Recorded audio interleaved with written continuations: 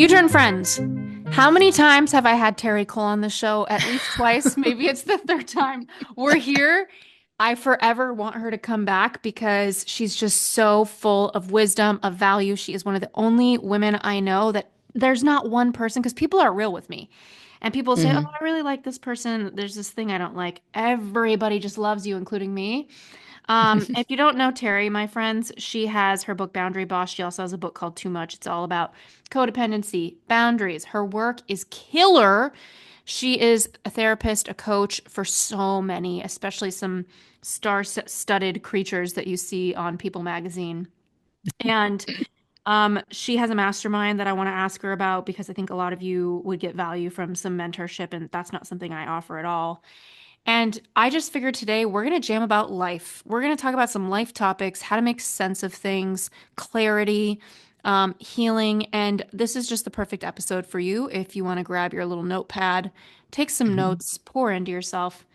Terry, Hi, Ash. we're here. We're here. I'm so happy. I'm so happy. Do you know what I always wonder about you? Because, like, I'm pretty good at this, but I think you're better at it. Is everybody likes you. What do you think the secret is? I know you're going to say being yourself, but give me something. Like, why do you think? I think my mother really liked me, Mm, which is like a weird place to start. But to be honest, mm, I I had three older sisters who all really liked me too, like in a way that, there was really people like, well, sibling rivalry. I'm like, no, actually, I do not. mm. So part of it is for me, there's an expectation, not that I expect everyone to like me, but I also put in an effort in friendships. I remember what we talk about. I think about you when I'm not with you. Even if I haven't talked to you in 9 months, you're still on my mind Yeah. around things, or I'll check in about something. So Mm, I don't know. I think maybe being an empath, I mean, there's lots of empaths. I'm not sure. I think honestly, yes, it's because I'm myself, but I really like people. mm. And I go out of my way to find, you and I we have dropped deep Yeah. so many times in the time that we've known each other, whether it Mhm. was in person, whether it was out in California, whether it was on the phone, that, it's hard to do for me. I don't do a lot of fluff, Yeah. and I think people, People crave not to be in the fluff, but it's actually hard for a lot of other people to get out of it because yeah. it's so vulnerable for them. I feel like in our community, it's easy to just get straight to it. I almost struggle to get in the fluff, which sometimes is the appropriate answer. If I'm at like a light networking event and then I'm sitting next to the chief cubes and I have 4 seconds to say hi to John Doe, it's better for me to be like, oh, the rain outside. What about, how are you? And instead, I'm like, what is your biggest trauma? Do tell. And so, Totally. yeah. I don't do the fluff. I really dislike the fluff to a degree because I'm so inspired by and energized Yeah. by real connections. Well, so Like, speaking of, I have yeah. some updates for you, Terry. Oh, please do tell. Okay, update number one, I broke up with my boyfriend. I was Oh with my him a year and a goodness. half. I know. So Guys, how are you? Terry and I didn't have time to catch up before we hit record, so this is just literally happening. I was like really sad because I really thought he was the guy. And I've said, you Mhm. say that every time until they're not the guy. It's like Sure. it's the guy till it's not. Yep. Um, but we just were not aligned on like some things that we want to have kids together, or how that would look. He's such a good guy, and I'm kind Mm. of back at it. And speaking about being real, it's like I think when your heart breaks, you're a little more no nonsense. It's like Mhm. I don't have the same energy to do the games with people. Mhm. And I haven't rushed myself to get back into dating because I'm like, oh, Mm. I don't want to put heartbreak on heartbreak. I don't want to put I don't I'm too vulnerable for somebody to mess with me, Mm. you know? Yeah. But I did go on 2 dates. One guy was the most chivalrous guy I've ever met, and that was something I was really craving. Mm. It was the fires during LA, and he picked a spot, and I was like, "Hey, it's the fires. I'm actually at my parents' house an hour out of the city. Do you want to reschedule?" He's like, "No, I could just find a place right by your parents and pick you up." I'm like, "What? It's 2025. I didn't know that was still." You're like, you could, and that would be really nice. Yeah, I couldn't believe my eyeballs almost popped out on a text message. Wow. And then the second one was the best looking guy I've ever seen in my freaking life. And I embarrassed myself. He showed up at the dinner and I went, whoa, when he walked out. Right to his face. Yeah. And he went, whoa, how are you? You're like, Um, hi, hottie. I was just, he looked like he was like 6'2". Like he looked like he was the star of like a Netflix that was gonna go catch Osama bin Laden. Like, let's go get him. Like he was Yep. big. He was like 225 pounds of muscle. Hey girl. I'm like, whoa. Wow. Not my guy either, but I think I just don't care much anymore. But what's interesting is both of the guys, I said, hey, I don't think you're my guy, but you're amazing. And they're like, can you give me feedback? And I literally gave both of them candid feedback. I love it. I Yeah. feel like this is a thing. You're creating it. Let's come up with a great name for it. And we can have people as they're dating. This can be a thing. Like, and you could be on dating profiles. Like, are you into, we'll come up with it. We'll come up with a name. But Yeah. the mutual, even if it doesn't work out, would you be generous enough to give me honest feedback? Because that is a real generosity. That's a generous offer. Oh, Terry. And one of them, the feedback was it could have been dicey waters, but I gave it honest feedback. He Was it? recently got a divorce and the ink was barely dry. He'd been separated a long time.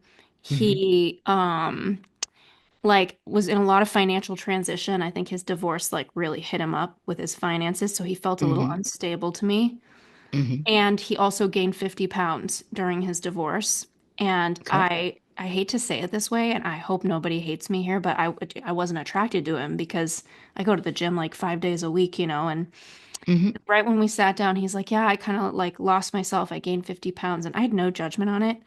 But when he asked me for feedback, like I was just like, well, I feel like I'm a boat and I'm trying to dock in some calm waters and have a family. And I Hmm. feel like your divorce isn't, the ink's not dry, you know, Yeah. your finances feel really unsteady Hmm. and you don't seem like you're happy with your body right now. And I really take care of my health. So I literally Wow, gave it, you said it. I said it. Wow, that's amazing. And Yeah. good for you. I mean, listen, the truth is, it is a kindness. And if someone, first of all, though, it speaks to your picker getting better and better, Mm, because to have two men evolved enough to actually want honest feedback, it takes courage to ask someone for honest feedback. yeah. That really speaks to the quality of human being. Oh, yeah. So I say, go you. All right, do you want to hear a hopeful story about Yeah. dating? Yeah. Yeah. And I Do you love that you're know turning this into content. Like, this is the vibe. This is you. what we're doing? Yeah. So, you know, my friend Sabrina Soto. Yeah. I love her so much. Just was with her like 2 weeks ago. Oh my God, of course. She's Ash, so do we great. know all the same fucking people? Like, do we Yeah, just we do. literally know the same people? We do. We do. Yeah, I The love cutest. 90% of our mutual connections. There's a 10% I don't love that I've curiously wanted to ask you about, but I also don't want to be a toxic person telling you I don't like somebody, so I haven't asked you about the 10%, but Oh, we please can do. move forward. Yeah. You could just do initials. Anyway, Yeah. um, you know, I'm getting back into my manifesting partly because I just had her on the show, and I went out to LA and did her show, which is dropping next week. By the way, Yeah. you guys can watch it on Hulu. It's called The Sabrina Soto Show. Oh my gosh. It's so good. It was so much fun. She's the cutest. Yeah. But what she was just talking about manifesting, you know, she's engaged to be married to Nate, and she just got her own TV show after 10 years of manifesting the shit out of it. So there's something about what you said that I wanted to parlay into what she said Yeah. right before she met Nate. Mm. She said, Tara, and then it's exactly what happened to me right before I You met partnered with Vic? Vic. Oh wow. So she said, I went on my first date with Nate, and we're talking, and he I know he lives in Chicago, and she's like, first of all, I'm not moving to Chicago. I own my own home and I have a daughter. So I am grounded in LA. And if that's a problem, if you don't want to travel, if you don't, and he was like, okay, not a problem. But she's like, but I'm also, for clarity, I'm never moving to Chicago. Like I'm not interested. This is my home. And he Yeah. was like, okay. And now they're engaged and he's moving here. But her point was, in the past, I would be on eggshells and pussyfoot around and sort of not want to ruin it just in case. Maybe we'll just be long distance and blah, blah, blah. And she was like, I was so effing over the whole dating scene and sort of being with unaligned people that I just thought I have nothing to lose. I have an amazing life. I'm happy in my life, right? Yes, I want partnership, but I'm not desperate for partnership. And I'm absolutely not self-abandoning. Now, Yeah. this is major transformation from when she and I met when Boundary Boss was coming out Mm. and she read the book. I didn't even know her. And she just contacted my PR person and I was on there and we just started this friendship where I've just seen her absolutely transform simply by actually putting healthy boundaries in her life and not being so she's still a ridiculous codependent, but Yeah. not being as much of a high functioning codependent as she was. Yeah. I love that woman. And we actually brought you up the other night and she was showing me her Mm, engagement pictures and how romantic and sweet he was with her. And what I will say that I'm doing a lot of work on right now is my pain body, like Eckhart Tolle pain body work. Um, mm, I'm doing a lot of work on like what was my first memory? What was the story I made about the world that I've carried with me? And everybody has a different one, right? And I would love your take on that. For mm, me, I have, and I love that everybody's listening to this because I hope they start to reflect. I know that I feel this feeling in my chest of like a desert that needs rain, like this desperation, this hope, mm. this like sadness. And I've always met that feeling with masculine energy. Like, oh Yeah, my God, I need something, need. yeah, So I yeah, better hustle. And a lot of people don't yeah. have that relationship with it. Mm, They fall apart or mm, whatever. I go nuts. And then I kind of hate my life because I hustle so hard that I'm burnt yeah, out and nothing feels fun. yeah. And I used to do career coaching, right? So job hunting is a numbers game. I could easily look at dating that way and be like, great, I just need to hit Hinge so hard until I have carpal tunnel and go to every party. Right. Which, by the way, Terry, I haven't even caught you up on this, but Dean Graziosi and Tony Robbins have me doing speaking engagements on their behalf. And so I'm What? potentially going on like a little bit of a speaking tour Oh my for them. God. And I have my first speech in 2 weeks with Brene Brown, who is like I'm dead. I'm gonna have a little poopy pants moment. Like I'm gonna screw myself. That's Better wear a so diaper with awesome. my hair and makeup. But point being, I feel like I'll meet somebody on the road, maybe not, I don't know. But my pain body, I'm noticing like I matched with this random guy on Hinge. And I haven't done anything on there because I don't want to try yet. I'm not there yet where I want to Yeah, push, which is a big yeah. achievement for me to not want to push. It's kind of a great thing. And so I just let whoever comes and finds me come and find me on there. And if they're Mhm. interesting, I'll go out. And this random guy came and find me the other day, some plastic surgeon in Beverly Hills, and I Mhm. immediately like felt my pain body, like, oh, he's like handsome and he's this and he's that. And then I was like, oh God, I'm in my pain body. I feel the feeling. I don't even know this guy. And it's here. And for the first time in my life, I'm turned off by people who bring out my pain body Mm, instead of being turned on and interested and leaning in. So now, will I go out with him or not? I don't know. If he wants to ask me, he seems like he will. Like, sure. But right, it's not coming from that whole operating system isn't running me. right. So for those of you guys listening, if you don't know Tolle's work, if you don't, is it Tolle or Tolle? I feel like people say both, like, Okay, totally. Yeah. I don't know. Yeah. Anyway, if you're not, it's basically what Ashley is saying is it used to be that she would get activated by an interaction with someone, and then she would want to pursue that person. She would feel like immediate scarcity, immediate like, okay, so this guy's a doctor that like whatever the story is, but like you're saying, it wasn't a great feeling. And it wasn't one you want to continue having. Hmm. So it's major growth to be able to slow down enough, self reflect enough to go, huh, yeah, this shit is familiar in a way that is not good. Yeah. And so I'm going to pause because I'm going to give you an assignment. Give it to me, Because, Terry. because listen, babe, your guy is out there. And if you listen to me, I promise you, I Yeah. want you to think about yourself Mm, as the lighthouse, mm, right? You are the lighthouse. And when we are in pain body, when we are have bad experiences, when we sort of lose hope, we want to have hope, but we kind of lose hope, have bad experiences, rejection, painful. It's like this layer of mud, another layer of mud, another layer of mud, another layer of mud, and it's dimming this bright, beautiful love light Mm. that you have, that is you. And all for you, all of the masculine energy, all the forward motion, and all this profound need to control Ugh. is another thing dimming the shit out of your love light. So, as you step back, as you really work to surrender to what is, to allow, to start really thinking about and fantasizing about, sort of visualizing, doing the way that Sabrina manifests, right? Not, you don't need a huge ass vision board, just what experiences do you want to have? It's not like the 70 qualities of the guy, it's the how do you want to feel in relation to someone.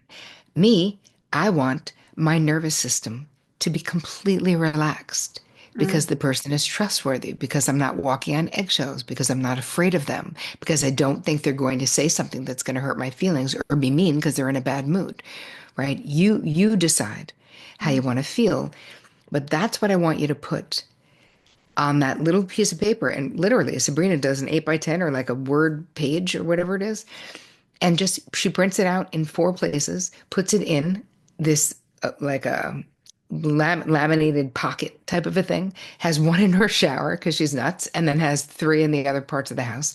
And every time you see it, and this is the most important part, not to get all woo, because I generally don't talk about this stuff, even though I do it in my life, Yeah. is the most important aspect of this is that when you see it, you have to take a moment and feel the feelings of having it. Mm. So if we visualize that those feelings of security, being loved for who you are, being adored, right? Being held in high esteem, having someone who's so pumped that you are smart and beautiful and like can't fucking wait to be in your front row, being like, yeah, let's go. You don't have to worry about threatening them because you don't. Mm. They want you to be as big and bright and beautiful as you are, and more so. They challenge you to be more so, and then to not feel compelled to be if you don't. To Right. take a year off if you want, or whatever your dream is, Ash. This is what I was just dreaming for you, but Yeah. you'll have your own, and see what happens. Because the less you do, your assignment is to do less Yeah. and to be more. Do things that turn you on. I just did a week in Costa Rica with Sarah Perel, and I was kind of helping out with some of the facilitating, whatever.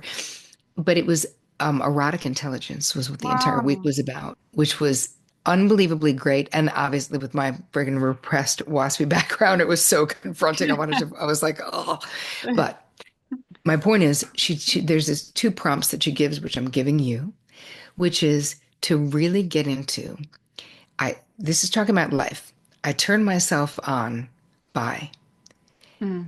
We don't really mean sensuality. You could mean sexuality, sure, fine.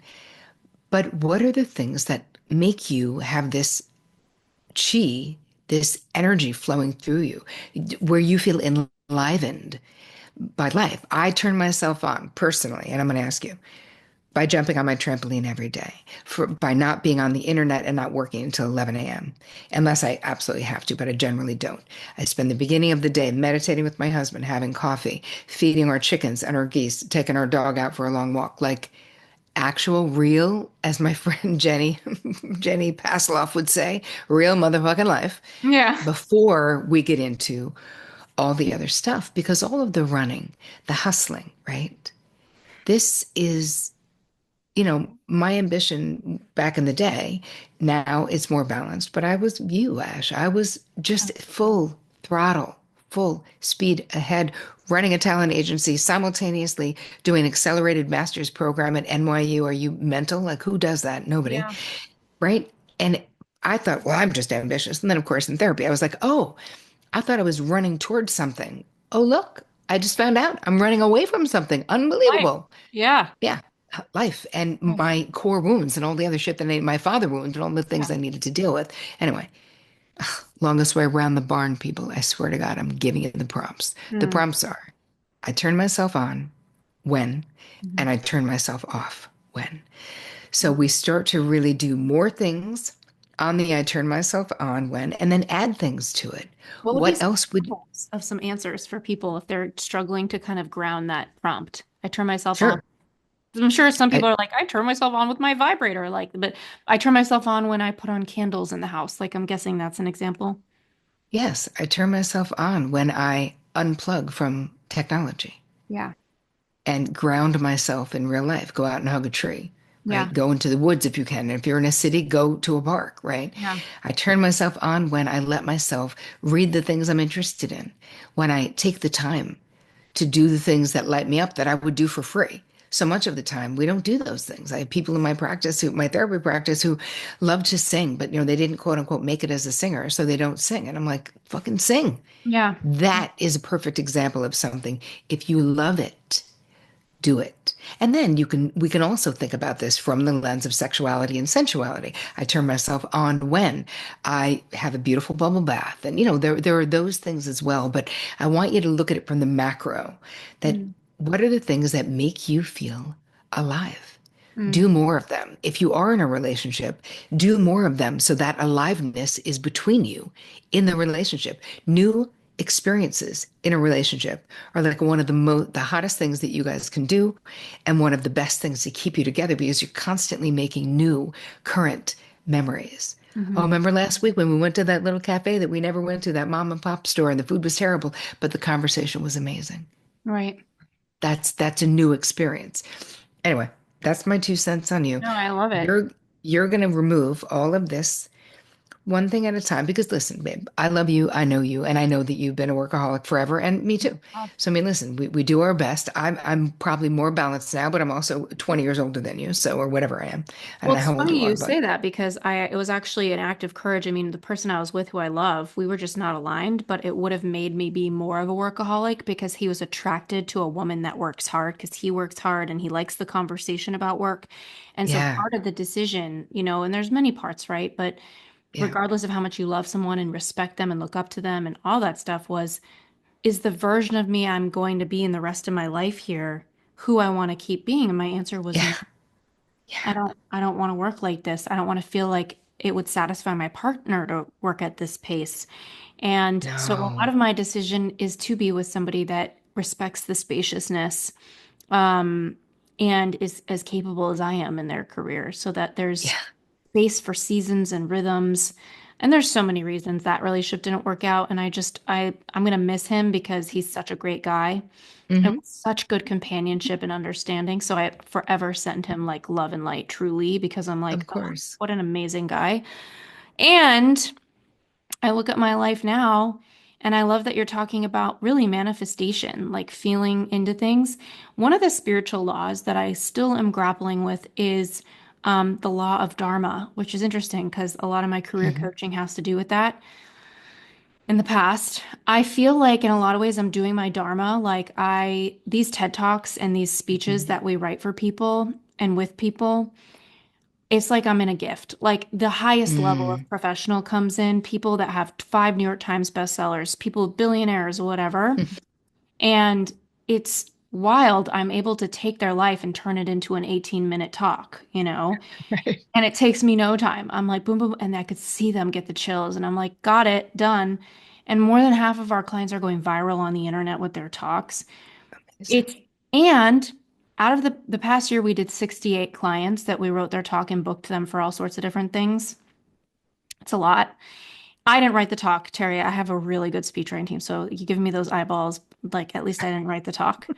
Now I got talks coming out of the wazoo because I'm about to give them all myself Yeah.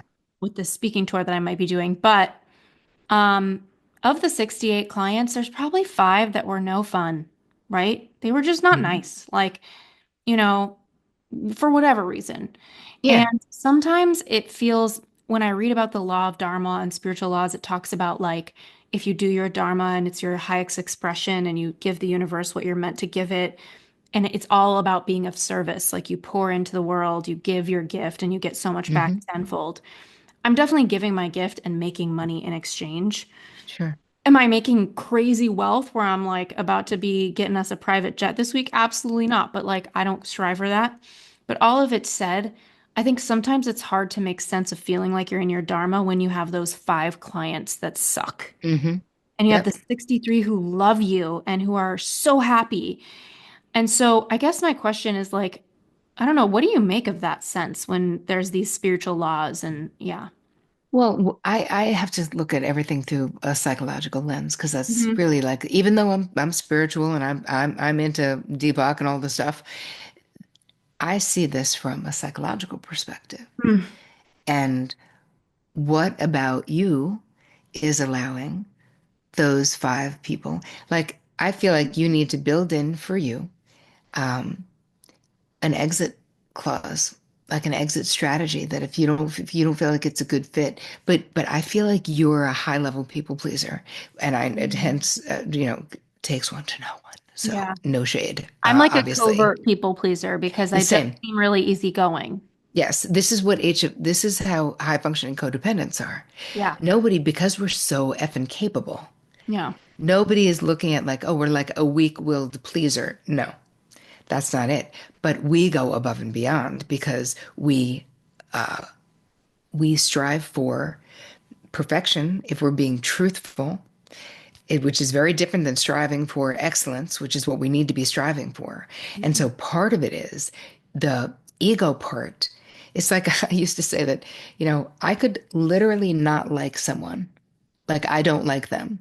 And if it came through the grapevine that they didn't like me, I would be like Bother you? obsessed. I'd be like, what do you mean? What's not to like? Why? What the hell's wrong with them? Like, not even caring who the source is, just being like, everyone has to like me. And Yeah. I will work so hard to be above reproach.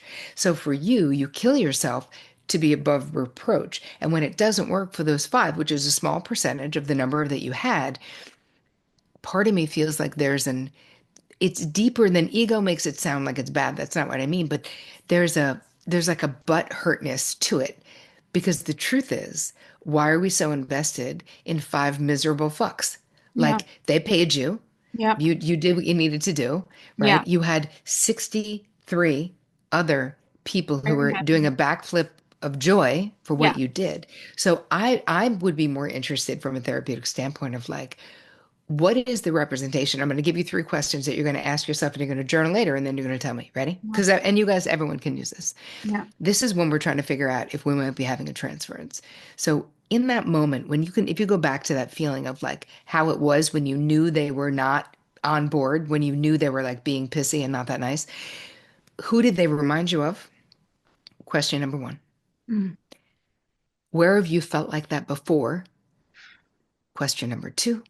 How was that behavioral dynamic, you seeking approval, having approval being withheld from you, you sort of working double time to try to get it, them sort of not doing it or moving the goalpost or whatever the experience was for you. And then you're going to write what comes to you. Mm. But off the top of your head, is there anything that comes? Well, the place I was going with that in my head was like, I don't know if it's wanting to please them or it's the belief that them having a problem is quote unquote in my way. Like I could have relaxed, but now you need something that isn't even in the scope of this thing. And now I have Hmm. to, like a victim, I have to, versus I choose to. It's my company. I want to crush it, right? Right. Now I have to deal with you, which is like total victim in my head. And then, so I think it's almost the belief that these people have all these needs that I need to Mm, deal with. And it's almost like a projection for my people pleaser because I don't want to have needs, right? mm, And if you look at my romantic relationships, there's a lot of them where like I've been accommodating. And then when it starts to get serious, I'm like, wait a minute, this isn't okay with me. Um, and right. then I have to negotiate and work it out or not, you know? And so, So who yeah, does that needy person remind you of? my dad. Okay. So here's the thing. This is father wound territory. I have a course that I'm happy to give you. Yes. Um, and I'm writing a book right now on father wounds. That's my next book, which Oh, will come out in so good, 26. Terry. You just hit them so right, the book choices you make. You're so I, on it. I d- I do feel divinely guided, I Yeah. swear. Yeah, I believe Like it. there is not one woman that I deeply love who does not have a father wound. Oh, I'm not yeah. kidding, because that is my core wound, which is so interesting. Yeah, Yeah. I just attract all the father wounded women into my life.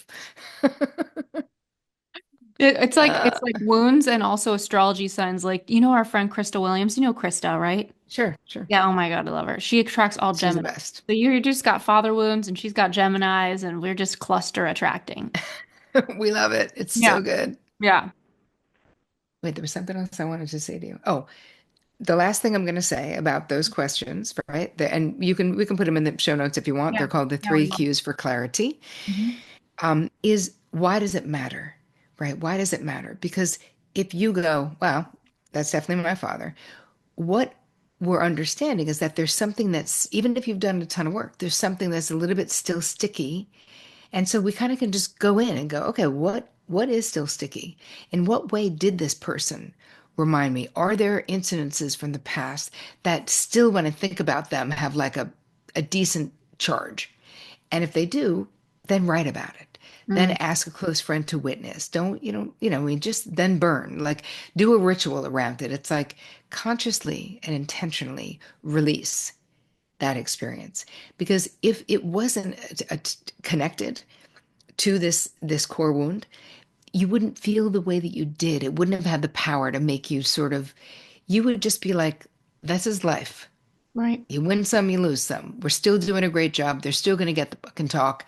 Yeah. You wouldn't, it wouldn't feel like it wouldn't be so sticky. Yeah. Yeah.